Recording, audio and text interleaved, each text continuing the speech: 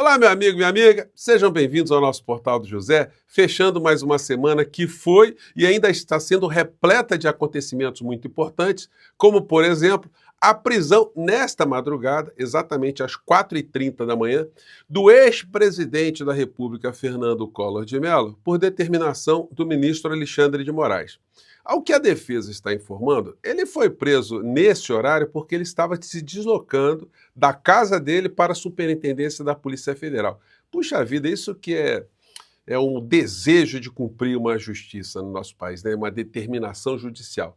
E no trajeto ele foi alcançado pela Polícia Federal e foi preso, já que a polícia não pode prender uma pessoa durante o sono dentro da sua casa. Há um impedimento legal para que isso aconteça, mas nada impede que a Polícia Federal fique fazendo uma campana, como eu espero que outras criaturas de grosso calibre estejam sendo também observadas o tempo todo pela Polícia Federal.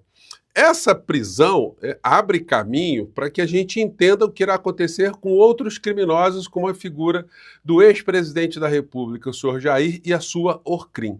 Os caminhos que foram adotados pela defesa de Bolsonaro foram aqueles de utilizarem todos os recursos possíveis dentro do direito penal brasileiro. E eles foram esgotados e o ministro Alexandre de Moraes simplesmente determinou a prisão, que deve ser confirmada pelo Supremo Tribunal Federal hoje. Nós não temos ideia qual será o quórum dessa história, mas é pouco provável que haja ali divergências em relação a esse fato. A gente pode aguardar ali que o Cássio Nunes Marques e o André Mendonça, que são dois bolsonaristas, já prevendo que esse caminho cria uma dificuldade adicional para Bolsonaro, que eles tentem ali dar uma diminuída, mitigarem, tentem fazer alguma manobra de última hora. Mas a tendência ali é de termos uma votação na pior das hipóteses, de 9-2, pela manutenção da prisão de Fernando Collor de Mello.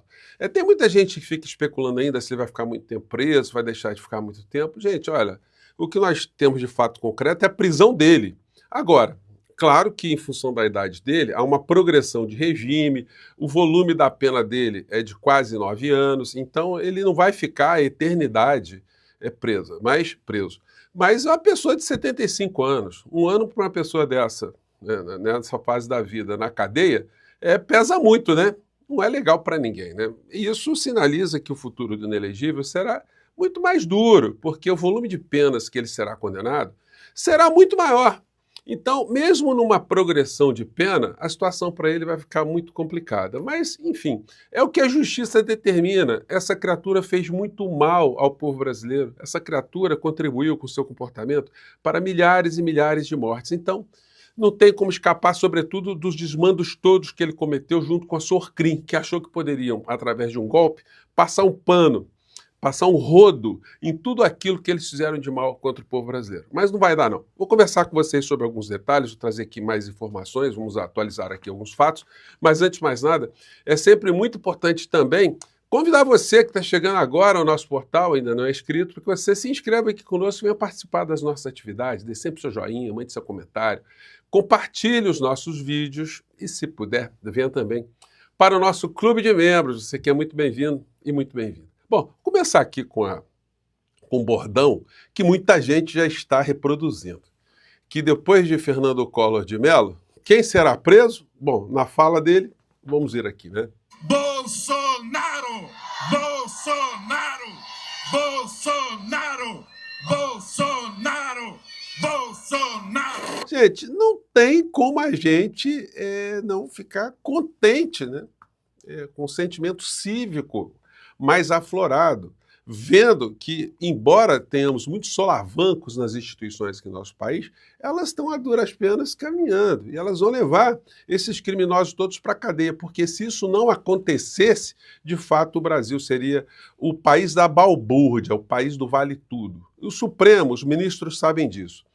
Eu até imagino que o ministro Alexandre de Moraes, ao determinar essa prisão de Fernando Collor de Mello, com uma decisão muito pesada, muito sensível, que envolve um ex-presidente da República, ele deve ter ali seus interlocutores junto com os outros ministros da Suprema Corte, de ter comentado, olha, esse tipo de situação exige uma medida radical, eu estou só dando um toque em vocês, que isso vai acontecer, isso já passou da conta, né? Para ter um respaldo, para não ficar, inclusive, com aquela pecha de que faz tudo sozinho, enfim, e que é o ditador, aquela história toda que muita gente fica divulgando por todos os lados e muita gente acaba acreditando. Ex-presidente Fernando Collor seguirá preso em Maceió até a STF definir onde ele cumprirá a pena, diz diretor da PF. Detenção aconteceu por volta das 4 da manhã.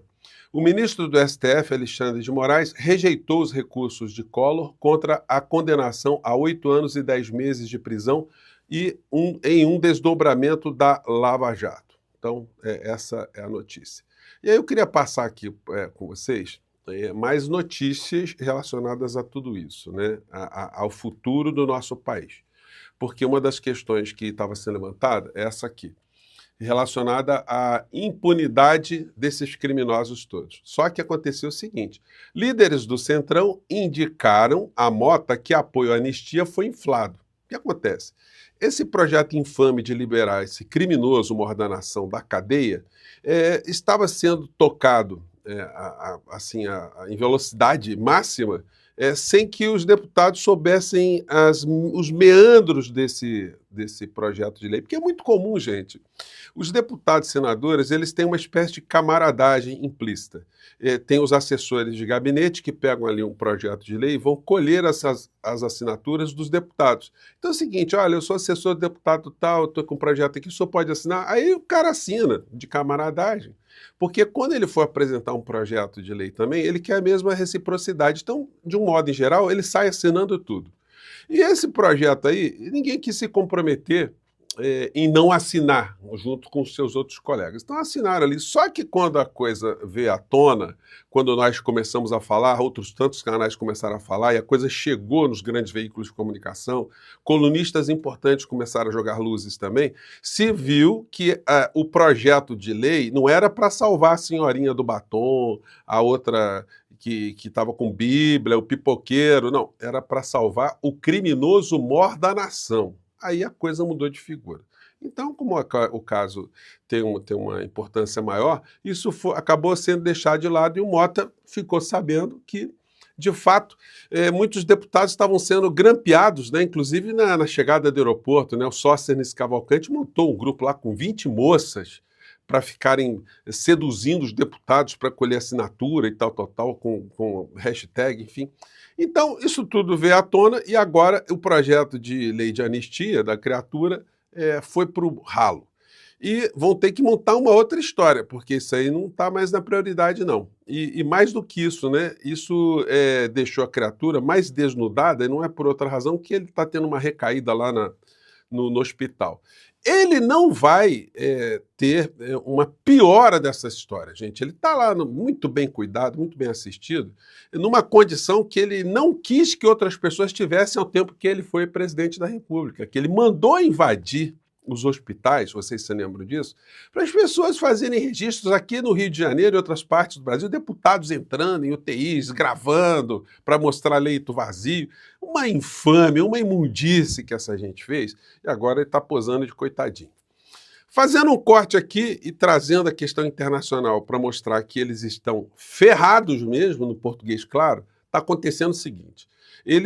O bolsonarismo estava desejando, pensando, falando para todos os lados que com o Trump ganhando as eleições dos Estados Unidos, que Alexandre de Moraes estaria frito. Que o Alexandre de Moraes perseguiu a empresa do Trump, da internet, que perseguiu Elon Musk, que ia vir não sei o quê, que ia vir deputado aqui. Cadê deputado americano? Até hoje não veio nenhum. Eles falaram, olha, mandaram intimação para o Congresso Nacional Brasileiro, vai vir senador aqui, e o fulano lá, o Girão, convidou o senador para uma audiência no Senado. Gente, tudo palhaçada. Ficaram na frente de Congresso americano, foram falar com um deputado brasileiro que virou americano, corrupto, que foi banido, tudo dando errado. Montaram uma estratégia para o Bolsonaro sair do Brasil para um suposto convite de Trump para a posse dele, coisa que não aconteceu. Tudo deu errado. Ficaram do lado de fora. A Michelle ficou na neve, o outro ficou na neve também. Palhaçadas, palhaçadas e palhaçadas. Bom, então o que acontece hoje é que Trump não está com nenhum olho voltado para o Brasil. Isso já não estava antes. Agora a única preocupação dele são com as tarifas e com os problemas, com os furacões que ele está gerando para o próprio país dele e para o povo dele. Notícia de hoje, Trump cita o Brasil como um país que sobrevive e ficou rico cobrando tarifas dos Estados Unidos. Isso dá conta da demência dessa criatura, dizer esse tipo de coisa. Que a China e a Índia também ficaram ricos cobrando tarifas estratosféricas dos Estados Unidos, como se os Estados Unidos nunca tivessem realizado nenhuma ação imperialista sobre todos os países que ele pôde. Então, a situação está complicada por lá. Não vai sobrar muito tempo para ficar cuidando de criminoso fingindo que está dodói, né? China volta a desmentir Trump e nega que tenha iniciado negociações sobre tarifas com o governo dos Estados Unidos. Então, Trump fica fazendo essas bravatas com os chineses, impôs uma série de tarifas aos chineses, os chineses estão recorrendo na Organização Mundial do Comércio, estão denunciando, estão tratando isso assim como um insulto, como uma manobra unilateral.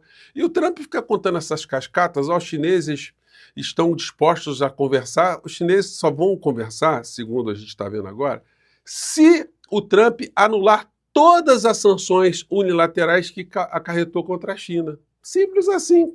Então o Trump vai ficar mais desmoralizado, a China está seguindo reta nessa história aí, e o Trump está ficando cada vez mais desmoralizado. Na linha fina a gente vê. Os Estados Unidos não devem confundir o público, disse o porta-voz do Ministério das Relações Exteriores chinês.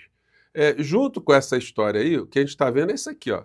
Lucro da Tesla despenca e Musk promete dedicar menos tempo ao governo Trump. O Musk, o valentão, já está puxando o carro dele para fora, já está tirando dele da reta, como a gente diz no português bem claro, porque ele está vendo aqui que a situação está respingando em cima de interesses não só dele, mas interesses da corporação, de gente que botou dinheiro, gente que acreditou nesse psicopata também.